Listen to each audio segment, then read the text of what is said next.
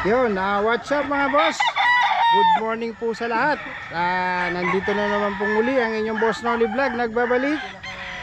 At welcome back po tayong lahat dito sa ating munting YouTube channel.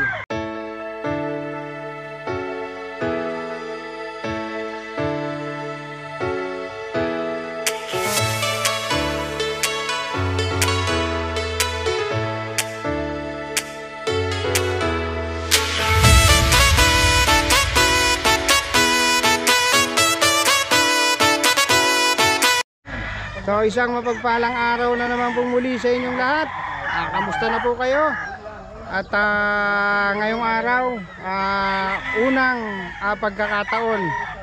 So tayo ngayon ay nakapag-farm visit dito sa Batangas. Dito sa pag-aari na ni Sir Martin Esculin dito sa Green Country Game Farm. So hindi natin kayang pumunta ng Rojas kasi masyadong malayo. So dito na lang tayo pumunta para bumili ng ating mga stag na ipapa-ending. Yan mga boss, mag-esculin muna tayo ngayon. Medyo siguro pagtapos nito saan na tayo magre-red. Pasok na mga basher. Ayan na, andito naman tayo ngayon sa Green Country kay Sir Martin Esculin. So ewan ko na lang pag may nasabi pa kayo dito sa mga manok dito, bahala na kayo sa buhay nyo. So mga boss, at samahan nyo kaming mamili ng mga stag na ating gagamitin para sa pagpapa-ending. So let's go. Good morning mga boss. So nandito tayo, namimili ng mga manok dito sa Green Country Game Farm. So mga boss, ito tingnan nyo yung mga manok nila. Yan Green Legged Gilmore. Yan parang kagaya lang din sa binibilihan ko ng manok. Meron silang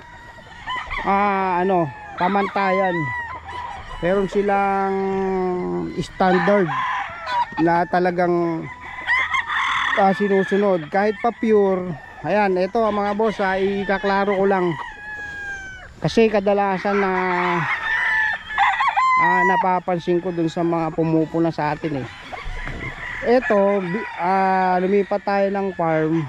So sila na rin mismo ang nagsabi na merong mga manok talaga na pure. Kasi ang bawat breeder naman may kanya-kanyang standard yan pagdating sa when it comes to selection para sa breeding material. Ayan So kung mapapansin nyo, dito sa Green Country, so meron dito tayong mga nakukuha na pure, pero napapasama yan dito sa kinuha natin ng mga battle cross. Bakit? Kasi nga ito kagaya nito, yan Gilmore yan,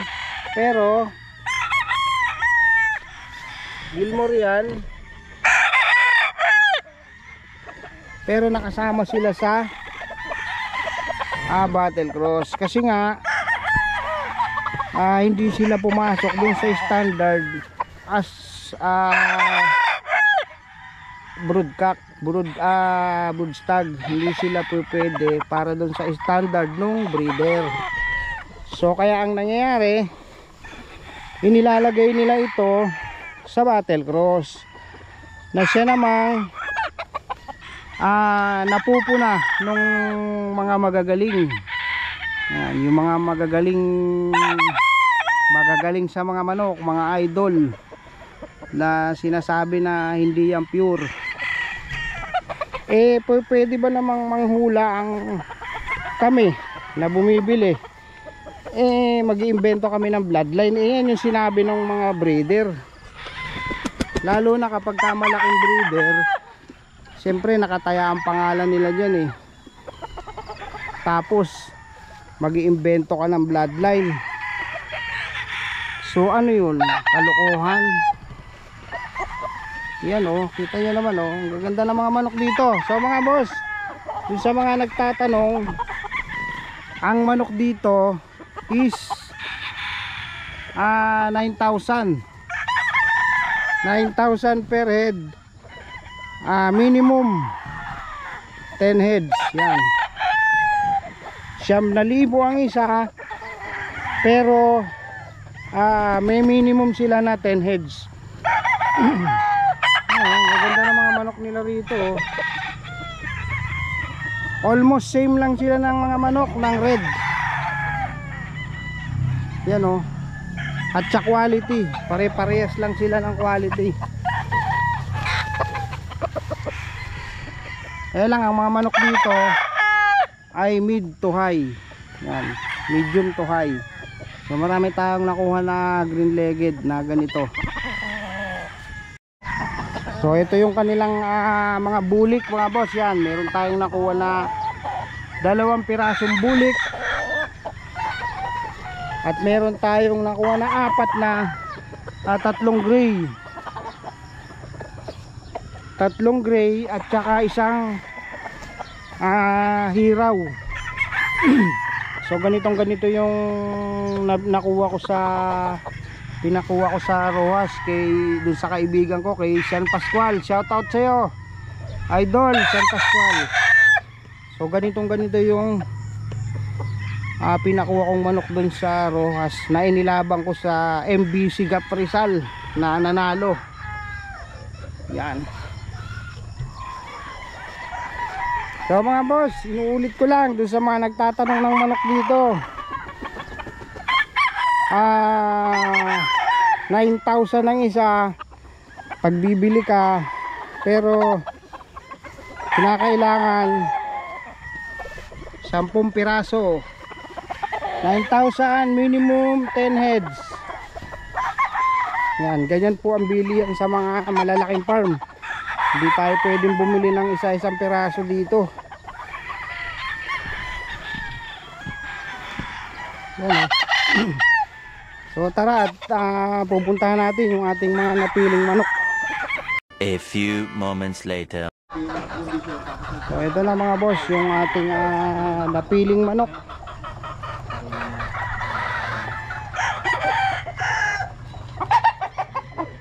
Pinapakain muna nila bago dalhin sa Manila. Yan o, bulik. So ito yung mga green leg na sinasabi kong nakuha ko. Yan o, pure Gilmore. So ito yung isa na sweater cross. Ito yung hiraw.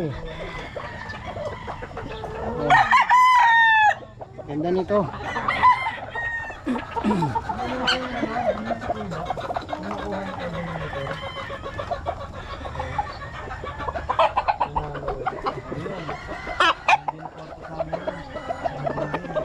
Ayan, mga Gilmore green legged.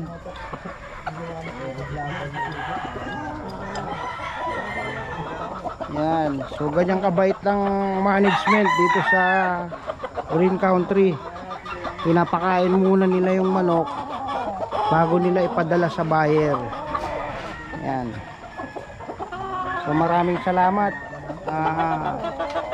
sa management ng Green Country at doon kay Sir Martin Escolin. Yan, salamat sir sa pagbibigay sa atin ng mga battle stag, especially kay Sir Daniel. Yan, maraming salamat kay Sir Daniel Casanova. So siya yung nag-accommodate sa atin dito sa farm. So ayan, at ating kukunin na. So ayan mga boss, tayo ay nandito ngayon sa kanilang reception. Yan. So totoo pala yung sabi ng aking mga kaibigan na mabait pala talaga ang dito pagtanggap nila sa bisita. So yan, si Sir Daniel. Yan yung papunta sa atin dito. Yan, napakabait niyan. So ito yung kanilang mga achievement. Yan, mga trophy nila. Oh, ang lalaki oh. Yan oh. Kalain mo nga naman, trophy pala to. Akala ko display lang. Pero trophy pala to. Yan oh. Oh. So ang ganda rito. Sa farm ni Sir Martin. Yan oh, tingnan nyo oh. Para kang nasa red. Napakaganda. Ang ganda ng ambience, ang ganda ng ano, pag niya. So malamig. Hindi ka talaga mai-stress pagka nandito ka. Yan. So ito yung kanilang mga award. So ganito lang. Magkaroon lang ako ng isang ganito. Yan. Okay na. Para meron tayong isasampal sa mga basher.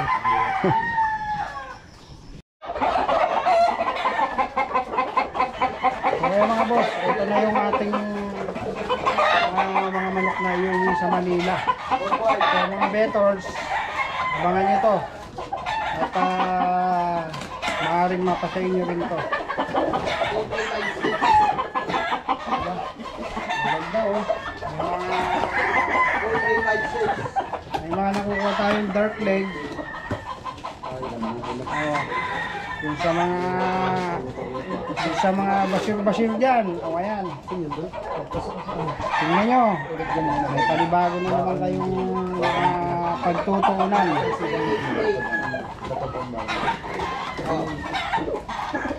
Ayan. Touch screen.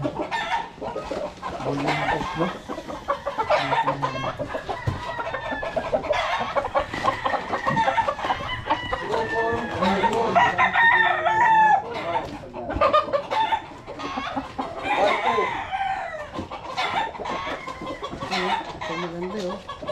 Pahawak na.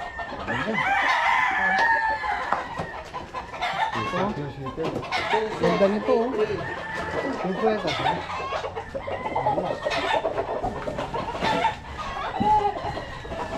Magagamit na tayo.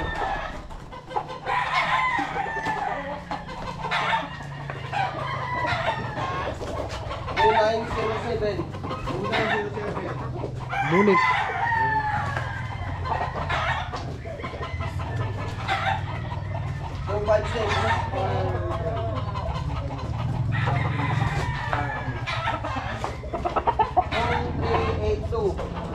Straight com. 45.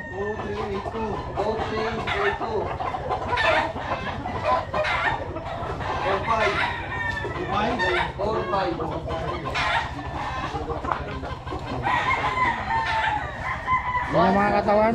Oh. Green legged. Oh, mga boss, alam niyo 'yan ha.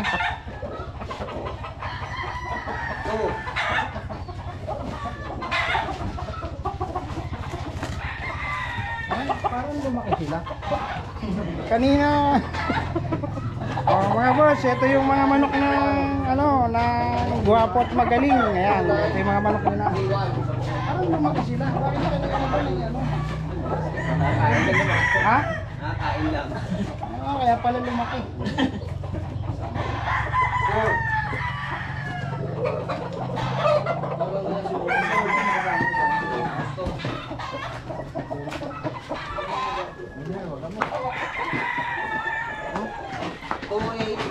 Straight com, red eye.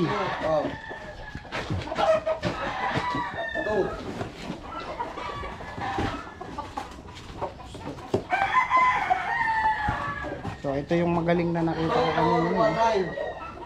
Oh, mga buyer sa expo. Pasensya na kayo, naunahan namin kayo.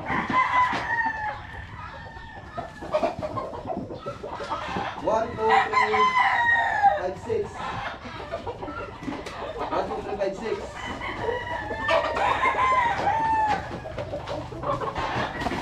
2, 7, 7, 8. Bulik. Red eye, bulik. Nag-aabang ng mga dom. Ito na. 5, 6.